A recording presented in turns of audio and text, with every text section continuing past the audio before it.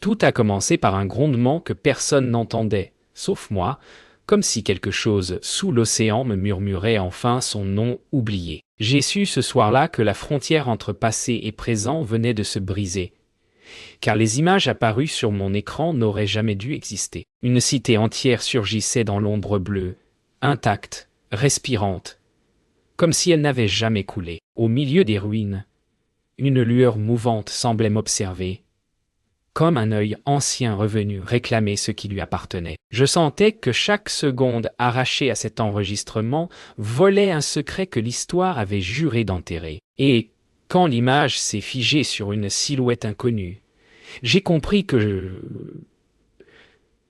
je n'étais pas seul à regarder. Que se passe-t-il quand une civilisation disparue refuse le silence? Et si l'Atlantide n'avait jamais cessé de vivre? Le silence qui suivit me glaça, comme si l'océan lui-même retenait son souffle pour entendre ma réaction. J'avais l'impression que chaque image cherchait à me dire quelque chose, une vérité trop lourde pour être prononcée. La chercheuse s'approcha, sa voix tremblante mais ferme, me demandant si je réalisais ce que nous venions de voir. Je ne pouvais répondre, car un détail invisible jusque-là apparaissait désormais clairement dans mon esprit. Une présence, cachée dans l'ombre des ruines, semblait se déplacer d'une scène à l'autre, comme si elle nous observait à travers les siècles. Et plus je fixais les écrans, plus je sentais qu'elle se rapprochait. Peut-on vraiment regarder le passé sans qu'il nous regarde en retour? Le système se remit brusquement en marche, comme si quelque chose au fond des abysses exigeait que nous continuions. Une nouvelle séquence se lança, plus stable, plus nette, comme si l'enregistrement choisissait ce que nous pouvions voir. Les structures atlantes semblaient vibrer d'une intention froide, presque consciente. Je sentais la chercheuse retenir son souffle derrière moi, et malgré sa prudence habituelle, elle glissa un mot qui ne lui ressemblait pas. « C'est vivant. Je ne savais pas si elle parlait de la cité ou de ce qui la hantait.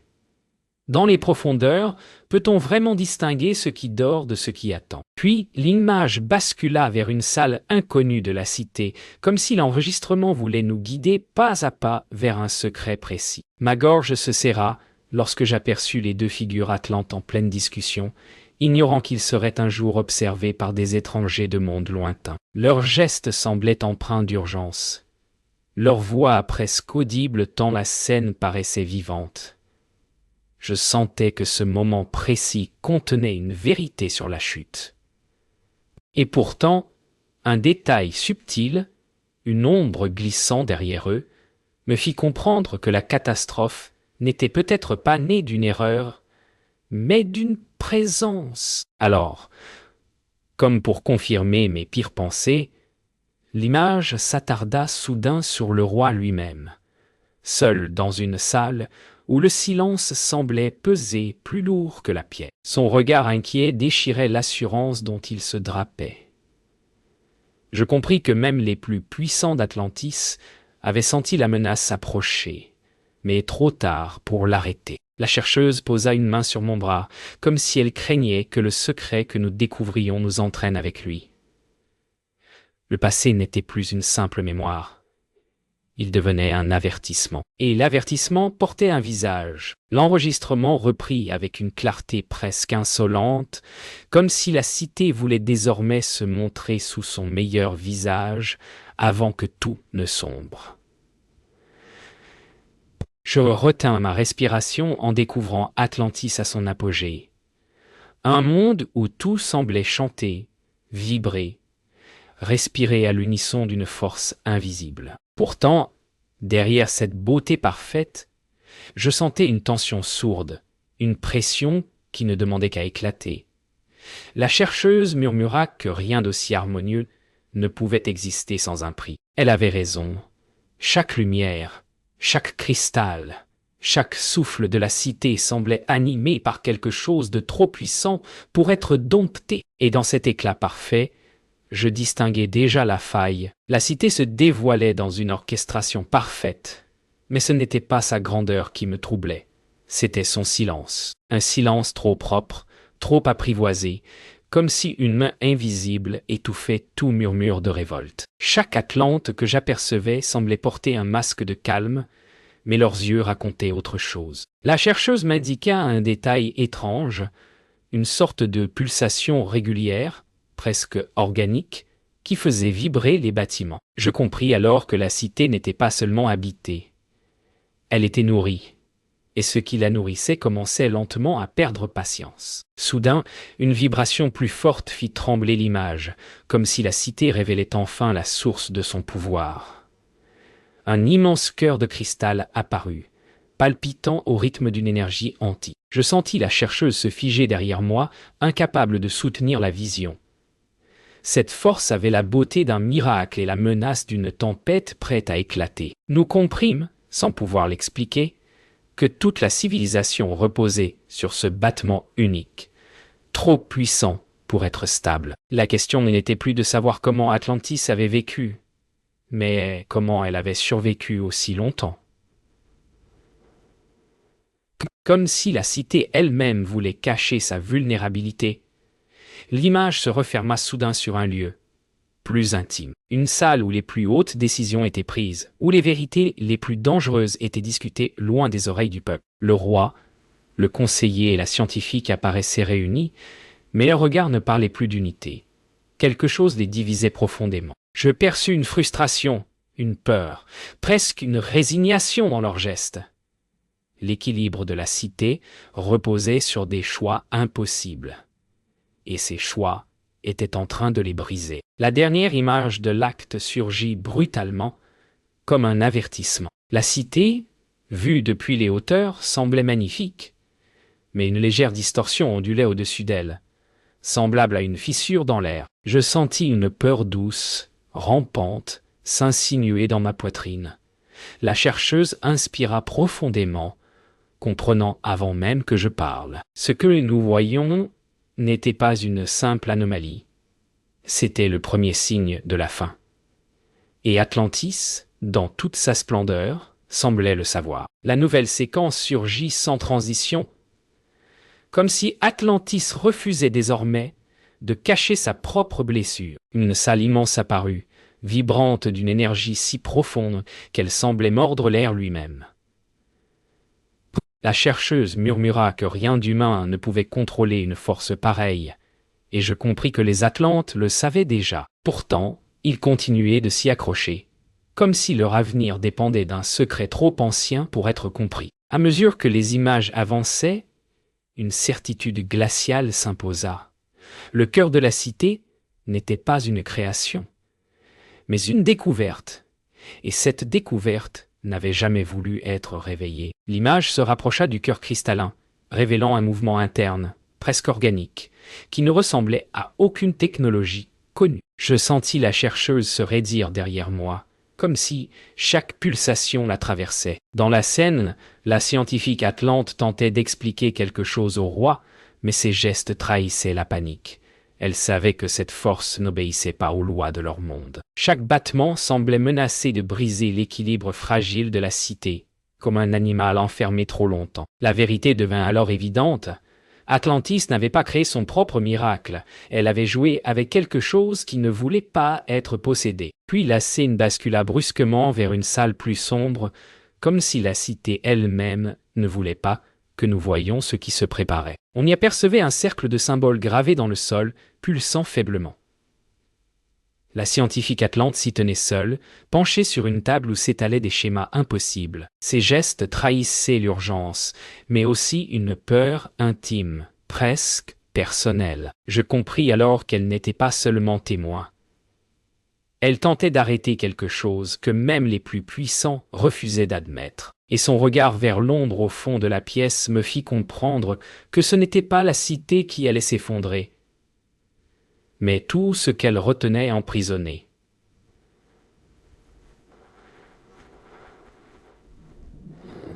Un nouveau flash d'énergie secoua l'image, révélant cette fois une réunion secrète entre les trois figures du pouvoir Atlante. Le roi semblait résigné, le conseiller furieux, la scientifique au bord de l'effondrement. Point. Le débat était inaudible, mais leur regard suffisait à raconter l'histoire. Ils savaient que la cité ne survivrait pas. La chercheuse à mes côtés posa une main sur sa bouche, comme si elle comprenait enfin l'ampleur de ce que nous voyions. Je sentis mon cœur se serrer. Atlantis n'était pas tombé par arrogance, mais par peur.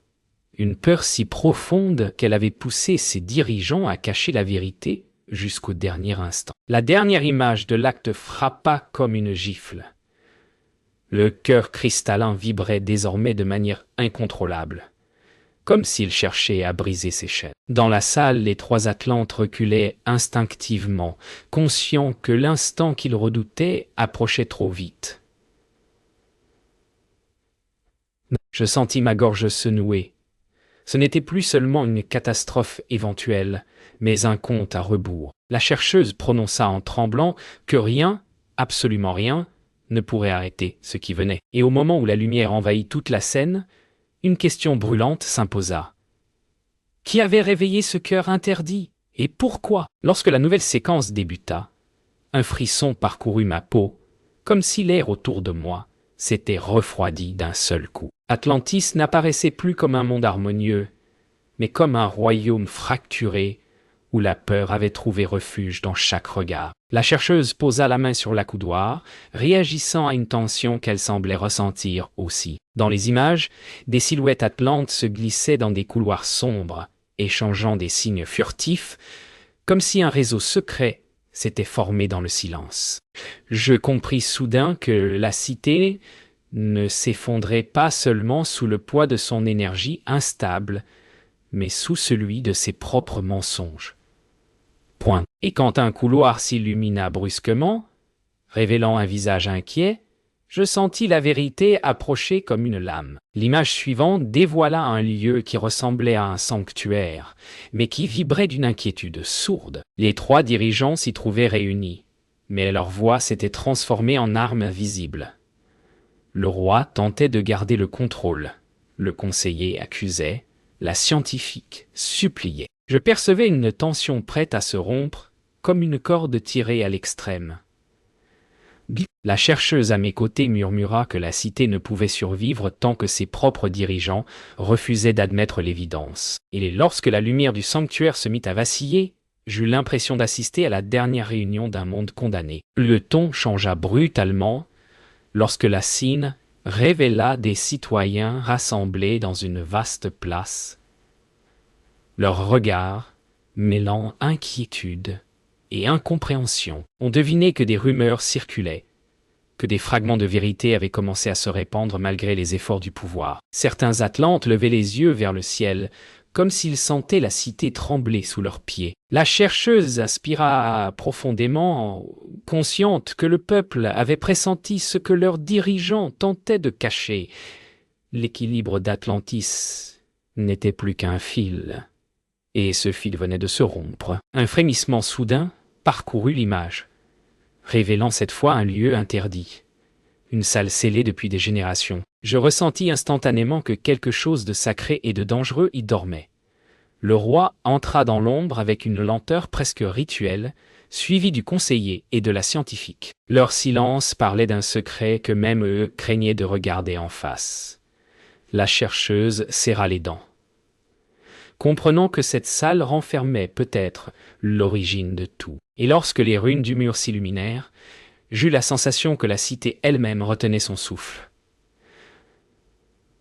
La dernière scène de l'acte arriva comme un coup de tonnerre. Le cœur cristallin apparaissait à nouveau, mais son rythme était désormais chaotique, presque violent. Les trois figures atlantes tentaient d'interagir avec lui, mais chaque pulsation semblait les repousser davantage. La chercheuse à mes côtés murmura que la cité n'avait plus le droit à l'erreur. Je compris alors que ce n'était plus seulement une question de survie, mais de choix. Quelqu'un, quelque part, devait arrêter ce cœur avant qu'il n'explose. Et pourtant, une pensée terrifiante s'imposa. Et si ce cœur refusait simplement d'obéir? L'image se rouvrit dans un chaos silencieux, comme si Atlantis retenait un cri trop puissant pour être entendu. Tout vibrait, Tout tremblait, sans pourtant s'effondrer. La chercheuse à mes côtés recula d'un pas instinctif, comme si la lumière qui jaillissait de l'écran pouvait la toucher. Au cœur de la cité, l'énergie palpitait avec une violence nouvelle, presque animale. On sentait qu'un seuil invisible venait d'être franchi. Ce n'était plus une anomalie, ni un accident, mais un réveil. Et lorsque la caméra se rapprocha du noyau luminescent, je compris que ce réveil ne se ferait pas sans sacrifice. La scène suivante montrait la cité en surface, et le contraste était saisissant. Le ciel semblait vibrer, les reflets de l'eau se déformaient comme sous une respiration haletante. Les rues, autrefois harmonieuses, résonnaient maintenant de pas précipités. La chercheuse souffla que les Atlantes savaient. Ils sentaient leur monde se fissurer. Je perçus alors quelque chose que je n'avais pas remarqué auparavant. Une distorsion dans l'air comme une fissure invisible qui suivait les citoyens où qu'ils aillent, comme si le cœur interdit cherchait à s'étendre. Et soudain, je compris que la rupture avait déjà commencé. Puis, la caméra plongea dans les profondeurs de la cité, révélant des fissures lumineuses se propageant sous les fondations comme des racines affamées. La scientifique Atlante semblait lutter contre une évidence terrible. Ce qu'elle étudiait depuis des années lui échappait désormais totalement. Le roi, lui, ne cachait plus son inquiétude. Il comprenait enfin que sa cité ne pourrait survivre sans un choix radical. La chercheuse à mes côtés balaya les écrans des yeux, cherchait une logique dans ce chaos, mais il n'y en avait pas. La rupture n'était plus à venir.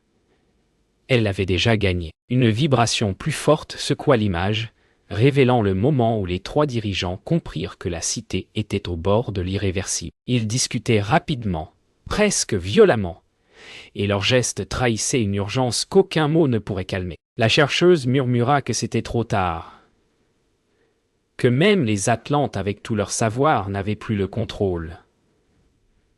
Je sentis un frisson me traverser. Ils n'étaient plus les maîtres de leur cité, ils en étaient les prisonniers.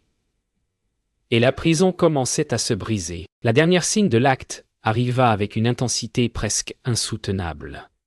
Le cœur cristallin, désormais hors de contrôle, envoyait des ondes de lumière qui déchiraient l'air autour de lui. On devinait que la cité ne tiendrait plus très longtemps. La chercheuse posa une main sur ma poitrine, comme pour me rappeler que nous étions encore ici, dans le présent. Même si cette vision nous tirait vers un passé prêt à mourir. Et dans les yeux du roi, je lus enfin la vérité. Ce n'était plus une question de sauver Atlantis.